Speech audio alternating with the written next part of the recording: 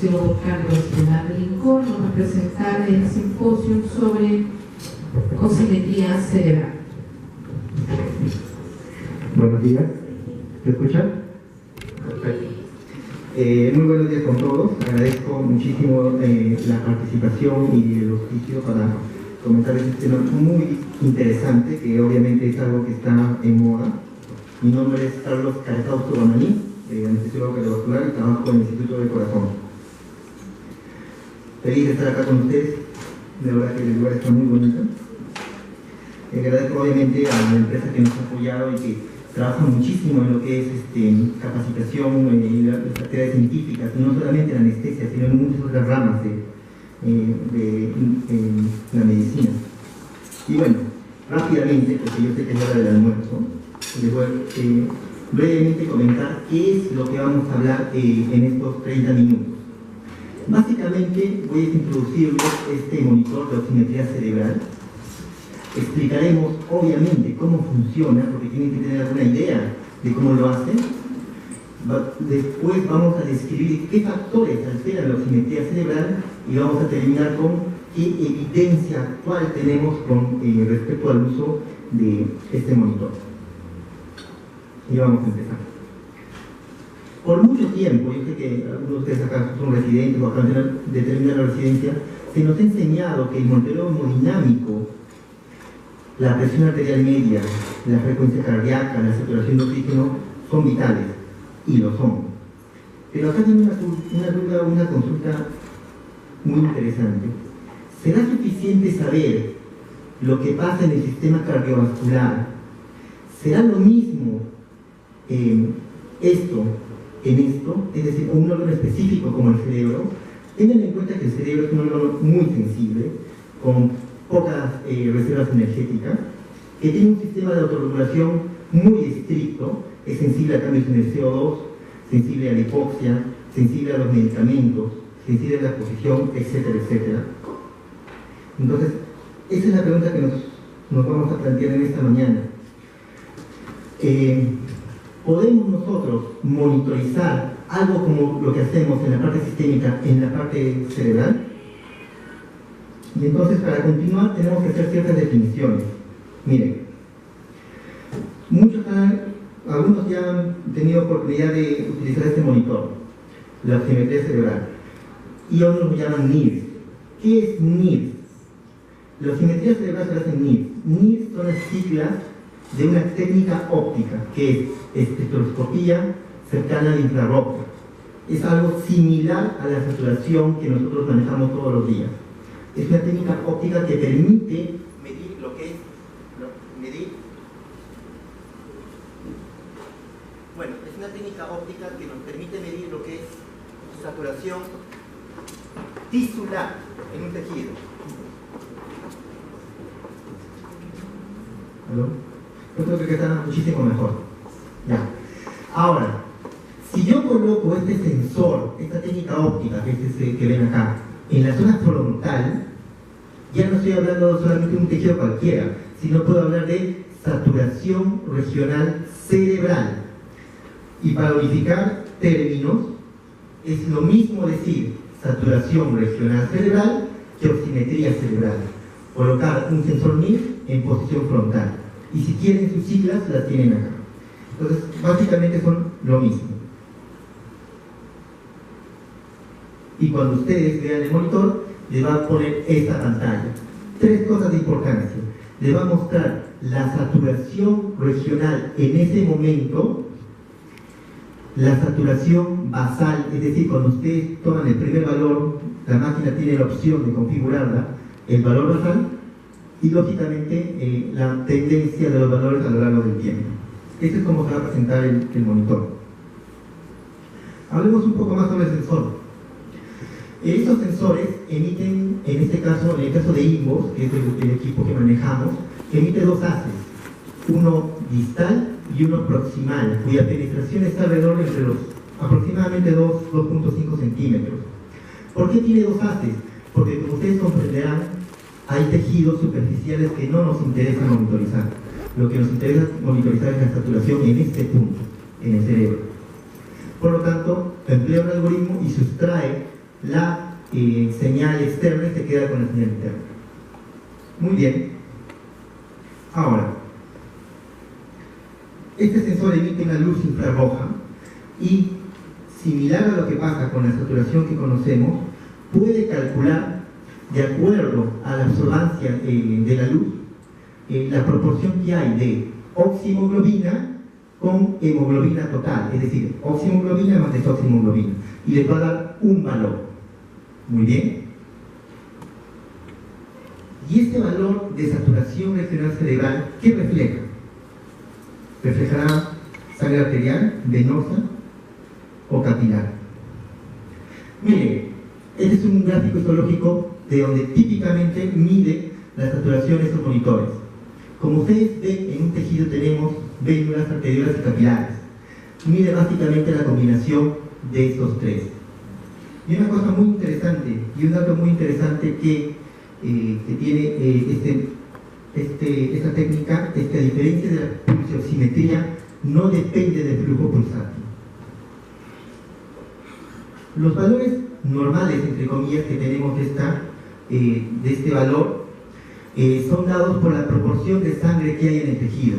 Y como ustedes comprenderán, la mayor parte de sangre que existe en este tejido específico es venosa, un poco arterial y el último 5% capilar.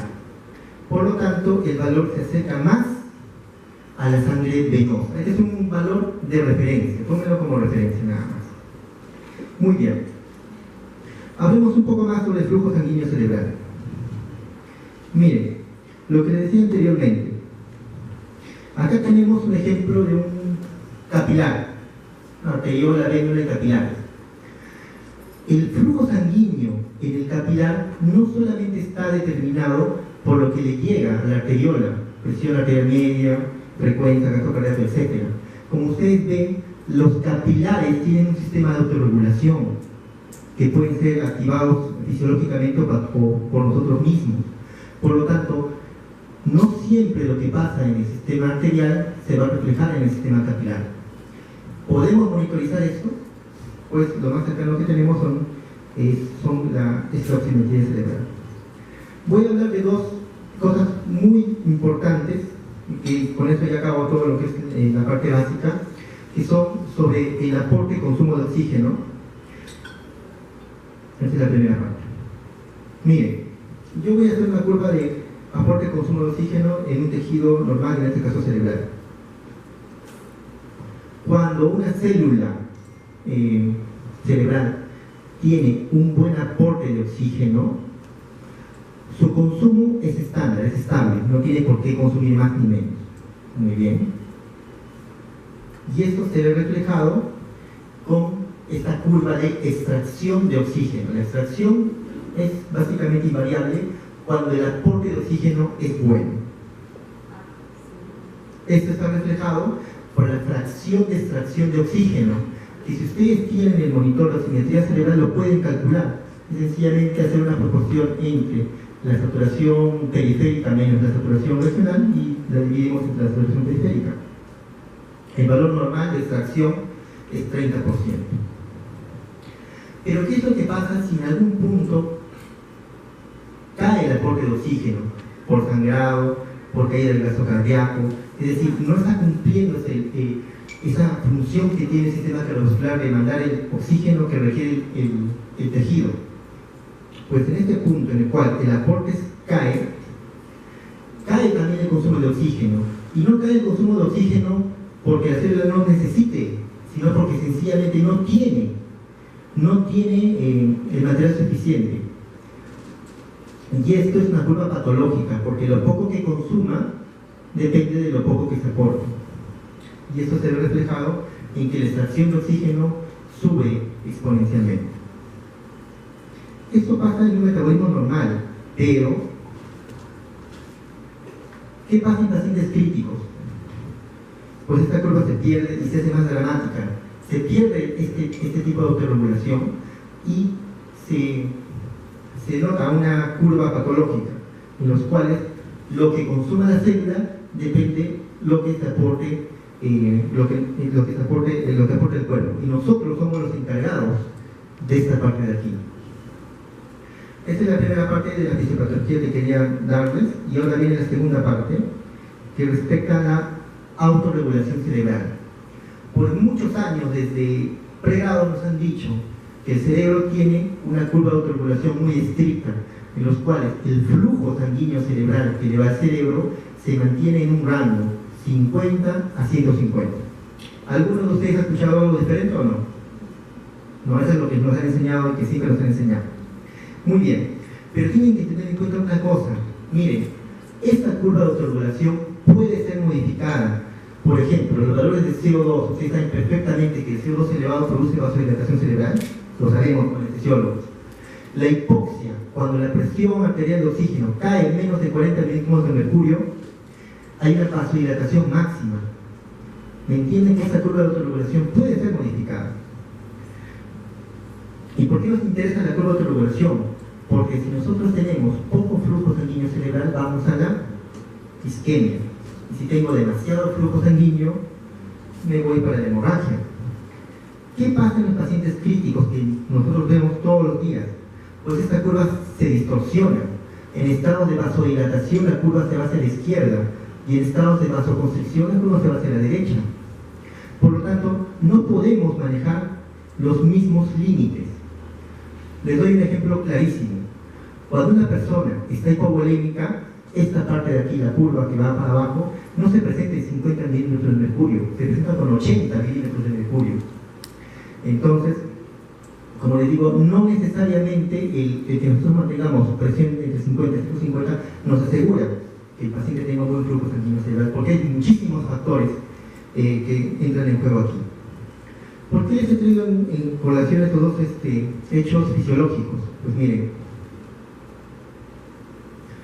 en muchos trabajos se ha demostrado que la disminución de la saturación regional cerebral, la desaturación cerebral, por menos del 20 o 25% de su estado basal, se correlaciona fuertemente con este punto, que les decía que es el punto crítico de extracción de oxígeno, ¿no? Este punto crítico de oxigenación se correlaciona positivamente con la disminución de la saturación 20% del basal. Por lo tanto, por debajo de estos valores, este es un gráfico de una mini tendencia de saturación regional cerebral, por este caso, por debajo de estos valores, estas desaturaciones, nosotros estamos en un estado absolutamente patológico que debemos revertir. Esta área que está por debajo del 20% del valor basal se denomina área bajo la curva, que es sencillamente multiplicar la desaturación por el ciclo en el cual estamos. Muy bien. Este es un gráfico, este es un video en tiempo real, y solamente quiero que ustedes se fijen aquí. Este es un monitor NIRS que utilizamos en este caso en un solo lado cerebral. Y acá tenemos la presión arterial media, este paciente que está entrando en circulación extracorpórea. Una cosa muy interesante que les dije, este sensor es, a diferencia de la pulsioximetría, no requiere flujo pulsátil. Y segundo, es casi en tiempo real. Le gana inclusive a otros monitores de saturación venosa como el Pediasat u otros en segundos. Ahora vamos a poner el video. Entonces ustedes van a ver aquí. Ya. Están entrando en circulación extracorpórea y la presión arterial media está bajando. ¿Ven? 52, en acá, 30. Y ven, cuando baja la presión media, como inmediatamente bajan los valores de la saturación cerebral. ¿Ven? Restauran el flujo, empieza a subir la presión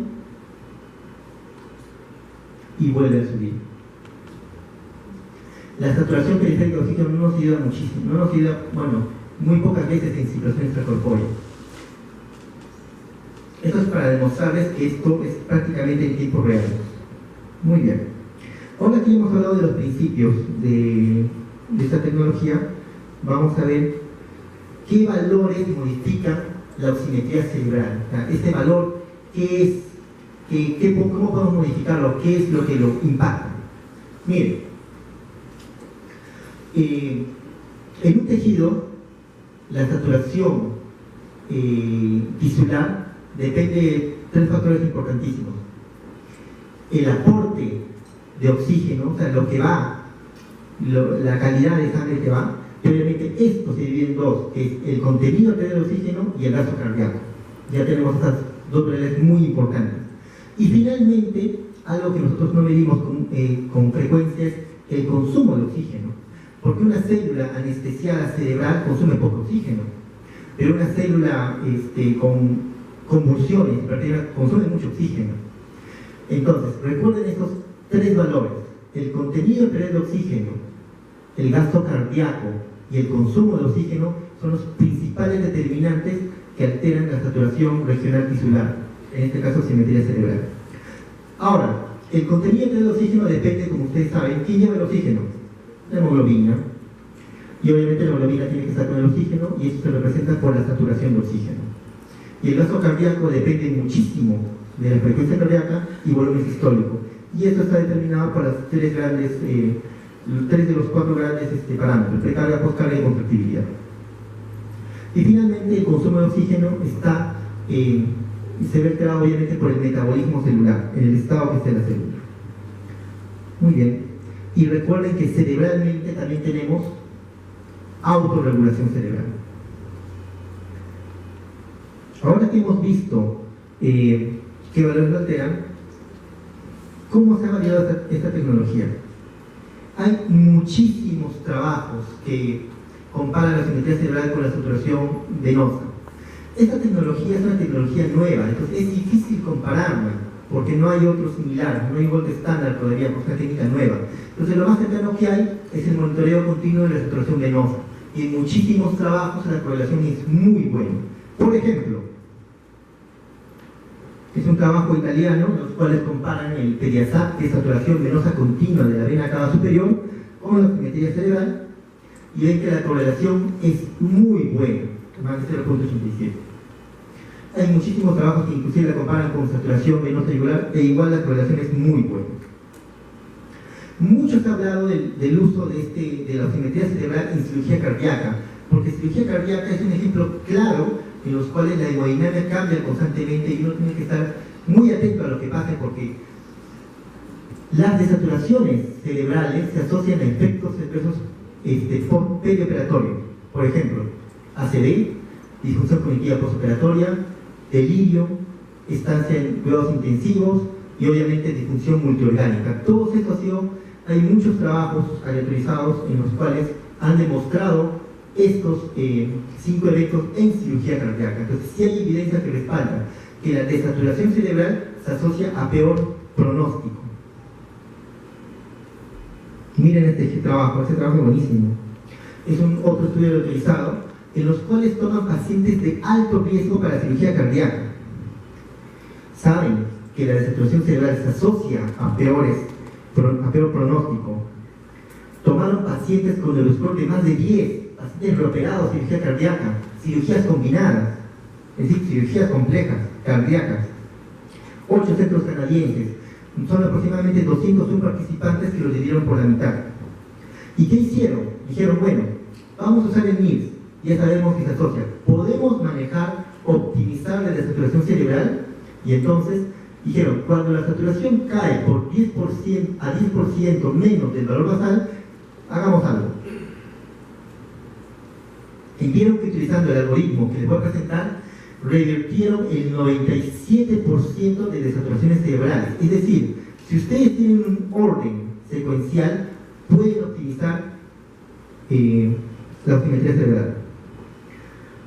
Este estudio es base para un estudio más grande que va a ser el Normosat, en los cuales ya está diseñado para demostrar que el manejo de la oximetría cerebral va a ser o será un estándar en cirugía cardíaca.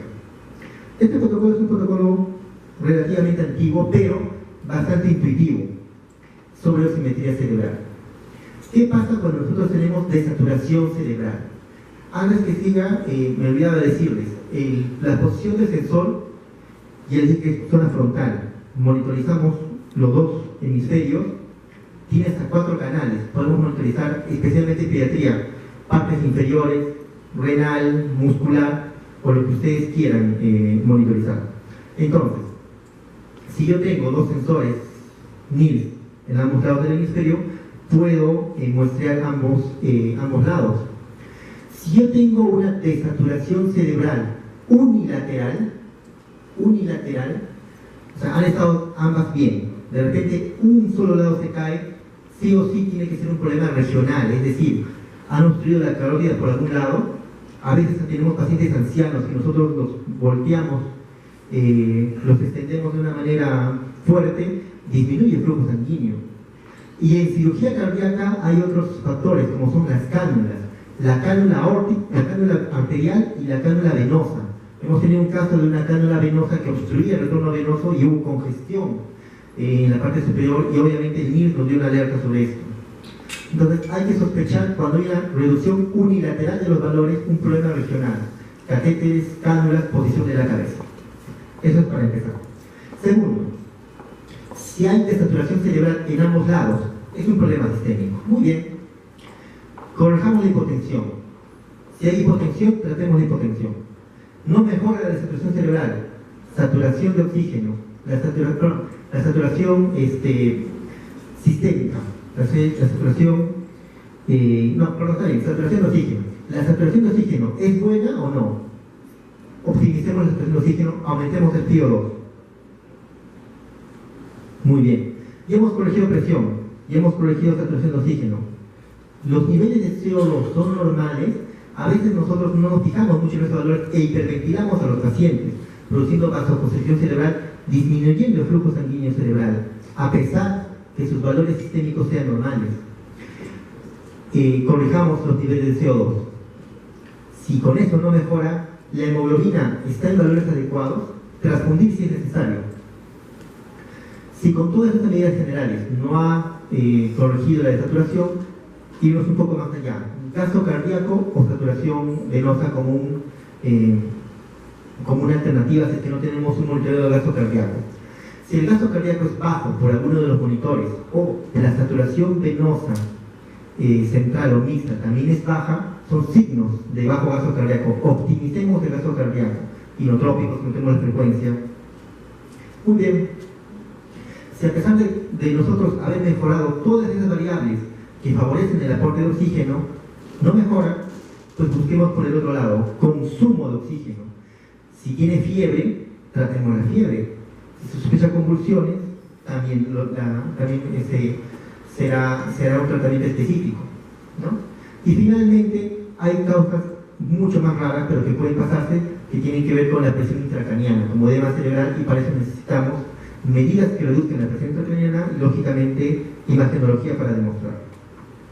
Muy bien, con este algoritmo se ha manejado exitosamente la desaturación cerebral en este trabajo en más del 97% de pacientes. Por ejemplo, en niños pequeños, prematuros, el Safe Trial ya pasó a la segunda fase, en los cuales manejar a los niños pretérmino, monitorizándolo con simetría cerebral, y tenía un algoritmo cuando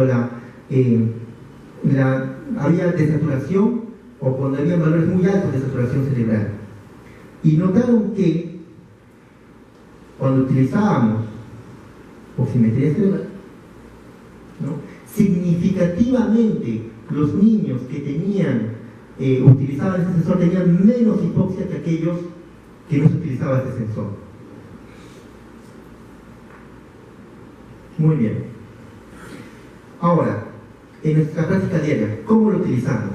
Algo muy importante es que ustedes recuerden que se recomienda, de por mucho que ustedes tengan un valor basal de la saturación cerebral. ¿Por qué? Porque no todas las personas son iguales. La pigmentación de la piel, la distancia que hay de la piel hasta la corteza frontal, algunos otros pigmentos, la dureza de la corteza, etc., pueden alterar los valores basales hasta un 17-20%. Por lo tanto, se recomienda que ustedes, apenas tengan al paciente, le tomen una saturación basal y con eso ustedes trabajan, que no disminuya más del 20%. Un uso adicional utilizando esta técnica. Miren, en el mismo trabajo de adultos que les mencioné, en pacientes para cirugías complejas o en mal estado, vieron que los pacientes que tenían una saturación cerebral menos del 50% a pesar que les administraron oxígeno, tuvieron una mayor mortalidad, el doble, que los que aquellos que tuvieron una saturación basal más del 50%. Inclusive está comparado con el Euroscore. Su correlación es muy buena. Si ustedes tienen pacientes con saturación basal menos del 50%, que no corresponden con oxígeno, definitivamente es un paciente de alto riesgo con un alto riesgo de complicarse en el perioperatorio. Muy bien. Otra aplicación muy interesante de la oximetría cerebral, perdón, de la oximetría de la saturación regional es el test de oclusión vascular. Esto no se hace cerebral, esto se hace periférico. ¿Qué es lo que se hace? ¿Cuál es el objetivo? El objetivo es desenmascarar un estado de hipoperfusión, vasoconstricción en pacientes con sepsis. Colocan un sensor NIRS en la eminencia atenal e insuflan un manguito produciendo isquemia, es decir, aumenta la presión a más de 20, 30, 40 milímetros por encima de la sistólica por 3 minutos. Por lo tanto, los valores de saturación en esta extremidad que están así, cuando empieza la isquemia, empiezan a bajar. Esto nos demuestra cuán rápido consume esta célula el oxígeno. Después de un periodo, liberan la presión y obviamente hay una reperfusión. Esta reperfusión tiene que ser rápida y tiene que ir por encima del basal. Eso demuestra que la reactividad de esos vasos está buena, ¿no? Por lo tanto, esa es una curva normal del test de oclusión vascular. Y esta prueba es mucho más sensible que la hipotensión o el lactato en identificar pacientes con hipoperfusión. Se adelanta inclusive a las situaciones hemodinámicas. Acá tienen la bibliografía, ¿no? Dice, los cambios funcionales dinámicos en la oximetría tisular en respuesta a la oclusión vascular es pronóstica y diagnóstica en trauma y sepsis. Otro uso más que le pueden dar. Ustedes tienen un paciente grave, en cada operación, ¿lo subo o no lo subo? Pueden hacer una prueba a ventilación ambiente, prueba de ventilación espontánea. Los pacientes que hicieron una prueba de ventilación espontánea antes de extubación, en los cuales no disminuyó los valores de saturación cerebral, como se dan cuenta, tienen muchísimo mayor éxito que aquellos que sí lo hicieron. Entonces, esta tecnología tiene muchísimas aplicaciones, estoy diciendo algunas de ellas, y hay muchísimo que hablar con ella, pero eso me parece lo más relevante. Para terminar, miren, este es un paciente con coartación de aorta, en los cuales hemos monitorizado cerebralmente, oximetría cerebral y oximetría tisular, en este caso renal. Esto es a FiO2 ambiente. Un dato extra, la saturación en los tejidos periféricos es ligeramente mayor a la cerebral. Ustedes comprenderán que el cerebro consume un poco más de oxígeno que el resto de tejidos, excepto uno, obviamente. Ya. Y esto es cuando administramos oxígeno. Muy bien. En medio de la operación, ustedes saben que es un paciente con coartación de aorta y ductus, va a haber un punto en el cual clampa. Nosotros hemos tenido episodios de saturación cerebral, hemos seguido el algoritmo y en general hemos tratado que estos periodos sean lo mínimo posible. Esto solamente para demostrar que se puede utilizar. Ahora miren esto. Este es un caso de un corazón izquierdo hipoplásico. Es una patología rara. La cirugía que se le hace es una cirugía de Norwood, una cirugía bastante compleja en todo el mundo, ¿no? Estos son sus valores basales. Un niño de 13 días, 3.7 kilos, 55 de talla, hemoglobina 12.8, patología compleja. Estos son los valores hemodinámicos con los cuales este niño viene. Un neonato con frecuencia de 116, sí. Presión media de 30, recuerden que más niños, su gasto cardíaco depende más de frecuencia, ¿no?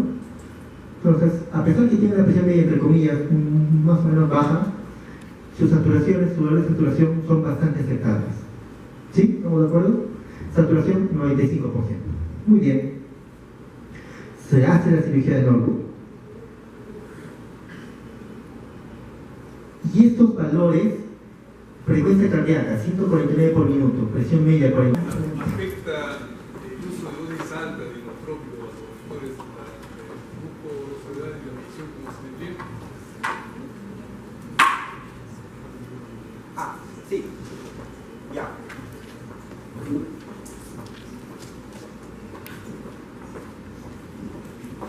En el caso específico de vasoconstrictores, sí se ha demostrado, todo tiene un contexto. Dosis muy altas de vasoconstrictores, vasopresina, norepinefrina, sí disminuyen los valores de la osimetría cerebral. Pero recuerden que a veces es necesario, por ejemplo, un ejemplo muy específico que es el shock séptico, en los cuales hay una redistribución amplia, dosis bajas de vasoconstrictores como norepinefrina aumentaron los valores de saturación regional cerebral.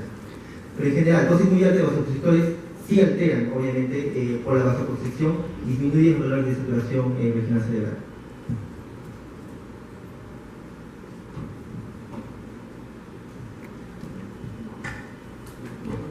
A pesar de que, bueno, no está dirigido a cirugía cardíaca, pero alguna referencia con respecto a la osimetría en los pacientes sometidos a cirugía de encéfalo, Bueno, un detalle, esto depende mucho del sensor. A veces en neurocirugía no tenemos campo, pero se puede hacer osimetría tisular en el caso que no se pueda. Una cosa muy interesante, este sensor depende del lugar. Si van a trabajar en la región frontal, el sensor no va a llegar directamente a donde se quiere llegar. La penetración es 2.5 centímetros. Entonces, uno depende muchísimo de la posición del sensor. Si la posición están trabajando en esa zona, no nos va a ayudar de nada, no va a medir lo que queremos medir, va a medir saturación del cuero cabelludo. Se puede manejar tisular. No solamente en neurocirugía, en todo tipo de cirugía se ha visto que es útil. Por ejemplo, en lo que es pacientes con la laparoscopía, en los cuales colocamos en posición anti-Trendelenburg, se ha visto que hay una desaturación en aproximadamente 27% de pacientes, entre otros detalles que les puedo dar. Entonces, depende mucho de la posición del sensor. En la cirugía, si no se puede colocar, que es útil, en la posición cerebral se puede utilizar tisular, los cuales nos va a ayudar algo sobre la perfusión en general. Fueron muy bonitas sus conferencias, muchas gracias por su participación, por la compañía también que lo promociona, me parece muy bien. Lo que yo quería agregar a esto es los datos que muestra ahí en qué pacientes utilizar. Y dicen, no, los pacientes más críticos hay que utilizarlos en ellos, en los que no son críticos no. Sin embargo, cuando nosotros tenemos un paciente muy sano que entra a quirófano y le pasa un accidente, ¿por qué no usamos? Mi pregunta, y me gustaría también, aunque la opinión no va a ser muy congruente, pero lo que trabajamos es una entidad privada. Las compañías de seguro están en contra siempre. Y el Revelet lo usa, y la clínica por ahí que lo usa, o sea, siempre comparan. Pero creo que es muy importante para nosotros también opinar a favor de qué pacientes van a ser utilizados en la actividad privada, porque es mucho más complejo, porque en el hospital si se murió, bueno, se murió, bueno, pero te reclaman mucho en la actividad privada y no mucha gente hace actividad privada. Entonces, en la utilización del sensor NIRS es muy importante, usted acaba de decirlo, y mi pregunta sería, si ustedes van a ser operados, ¿cuántos no quieren que usen NIRS en ustedes? Y son sanos. Entonces, ¿por qué a los pacientes nosotros, tal vez por una convicción nuestra o porque la opinión de los colegas no estamos bien iguales, no usamos en algunos pacientes? Como si nosotros, decía, tenemos un manto sagrado para decir a este sí, a este no. Creo que somos injustos en eso. Creo que tenemos que utilizarlo más los pacientes. Totalmente de acuerdo con usted. Y desafiar a las compañías que te dicen, no es necesario porque lo usas. O sea, romper ese miedo de sí lo necesitan. Y nosotros hacemos también eso ahí. Es diferente, lo vamos a usar. Ahí la compañía está peleando. Lógicamente hay pacientes que no lo van a necesitar, que son cirugía muy corta, pero los pacientes basta que tengan algún problema neurológico por ahí previo o alguna una cirugía muy larga, sí debe usarse. Sí debe usarse. Sí, doctor, tiene muchísima razón. Hay recomendaciones específicas ahora, por ejemplo, pacientes ancianos, es muy útil el manejo de la osimetría cerebral. Hay un poco de controversia, pero por ejemplo, en traumatología, cirugía de hombro, que va en posición de silla, también va este monitor. Cirugías prolongadas, más de 6-7 horas, es bastante útil la monitorización continua de la saturación, y obviamente para decidir un punto de transfusión también es muy importante que haya trabajo al respecto. Sí, realmente es un campo que está creciendo actualmente. Los que tienen el monitor sencillamente es cuestión de que escriban todo lo que hacen, porque los usos se están ampliando de acuerdo a las especialidades. Muchas gracias. Ahora la sociedad de cardiovascular le va a invitar un almuerzo del hotel. Hay un almuerzo típico ya para el Congreso. Si alguien quiere adicional ya es por cuenta de cada uno de ustedes, pero cada participante tiene un almuerzo reservado.